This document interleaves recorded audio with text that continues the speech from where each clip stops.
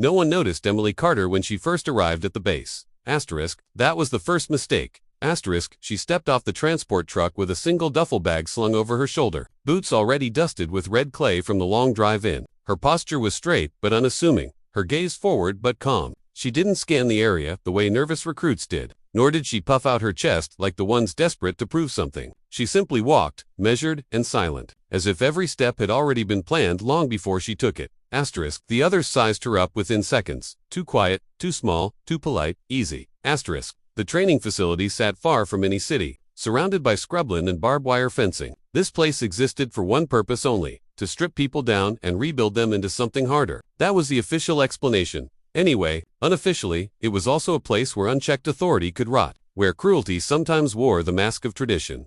Asterisk, Emily was assigned to Barrack C, louder and dominated by recruits who believed fear was a tool, not a flaw. Asterisk, from the moment she walked in, the atmosphere shifted. Asterisk, fresh meat. Someone muttered. Laughter followed. Emily placed her bag on the lower bunk she'd been assigned and began unpacking with quiet efficiency. She folded her clothes precisely, aligning corners the way muscle memory demanded. Her movements were economical, practiced, not rushed, not hesitant. That bothered them more than weakness ever could. By the third day, the whispers had turned into tests. Asterisk, someone knocked her tray out of her hands in the mess hall. Emily cleaned it up without complaint. Asterisk, someone accidentally slammed her locker shut while her hand was inside. Emily didn't curse. She didn't react. She simply adjusted the swelling later with an ice pack. Asterisk, each responsor lack of one fueled the wrong kind of attention. Asterisk, cruel people hated mirrors they couldn't crack. Asterisk, the ringleader was Sergeant Nolan Reeves. Asterisk, officially, he was there to supervise new recruits. Unofficially, he ran his own brand of justice. Tall, broad-shouldered, and perpetually chewing on a toothpick, Reeves had built his reputation on breaking people early so they wouldn't break later. Asterisk, at least, that's what he told himself. Asterisk, to him, Emily Carter was an anomaly and anomalies needed correction. Asterisk, she doesn't flinch. Reeves said one evening, watching from across the yard as Emily finished her laps alone. You ever notice that? A few recruits chuckled. She thinks she's special. Asterisk, no. Reeves replied slowly. She thinks she's untouchable. That night, the idea formed. They called it an initiation. Asterisk, it wasn't official. It never was, but everyone knew about it, and no one talked. Recruits who went through it either learned to obey or washed out quietly. Asterisk. Emily was summoned after lights out. Asterisk, to recruits escorted her without explanation. She didn't resist. She didn't ask questions. She simply followed, noting the direction, the turns, the time it took to reach the outer fence. They stopped near the canine handling area. The smell hit first: maple, dirt, animal musk. The pens were dark, lit only by a single overhead floodlight. Dogs barked sporadically, restless and sharp, their silhouettes pacing behind chain-link enclosures. Reeves stood waiting. You've been skating by, he said casually. Thought it was time you earned your place. Asterisk, Emily met his eyes. Her expression didn't change. I follow orders, she replied. Reeves smirked. Good, then you won't have a problem with this. The gate creaked open. They shoved her forward. Asterisk, Emily stumbled not from fear, but from surprise and fell hard into the dirt of a pen that hadn't been used properly in weeks. The smell was worse here. Stronger. Hunger. The gate slammed shut behind her. Inside the shadows, something moved. Asterisk, a low growl rolled through the pen, vibrating in her chest before she heard it clearly. Asterisk, the recruits laughed nervously. Asterisk, starving K9. Someone whispered, they haven't fed him since morning. Asterisk, Reeves raised a hand. Let's see how long she lasts. The dog stepped forward, large, lean, scarred. Asterisk, his ribs showed beneath his coat, his eyes sharp but tired. He didn't rush, he assessed. Predators always did. Emily's heart rate slowed. Not because she wasn't afraid, but because fear wasn't useful here. She didn't scream, she didn't run.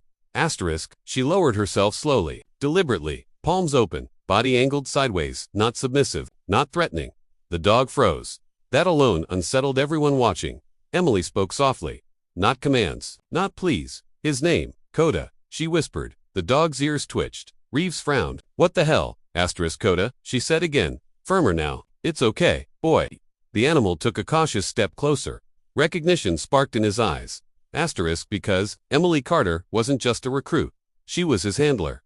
Months earlier, she had trained Coda through trauma, aggression, and fear. She knew every scar on his body and every trigger that set him off. She knew the exact tone he trusted when the world felt like a threat. Asterisk. Coda pressed his head against her chest.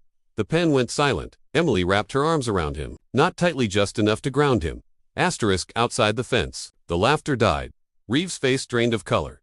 Open the gate. Someone whispered urgently. Emily stood, still holding the dog. She looked at Reeves through the chain-link fence, her voice steady and clear. This isn't training, she said. This is abuse. Reeves found his voice. You didn't say you were K9. You didn't ask, Emily replied. And you didn't check. The gate opened. Emily walked out, Coda at her side, heel-perfect eyes locked on her. The dog ignored everyone else as if they didn't exist. Because to him, they didn't. The fallout was immediate.